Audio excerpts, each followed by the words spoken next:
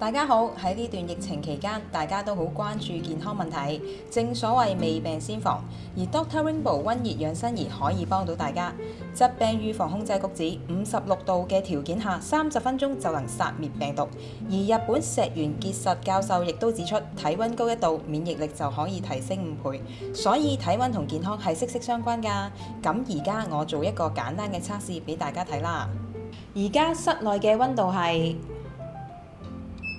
24度，咁 Dr. Rainbow 溫熱養生儀嘅溫度係可以去到81度嘅。大家睇下，隻手擺落去完全唔辣手㗎。咁呢個就係醫療級嘅遠紅外線啦。所以用 Dr. Rainbow 溫熱養生儀30分鐘就可以從身體內部提升熱能同體溫，能夠做到減少細菌病毒，從而增強免疫力。而遠紅外線亦可帶動紅血球嘅帶氧能力，為身體提供最有力嘅武器對抗病毒。建議大家呢個時間每星期都使用，為健康加油！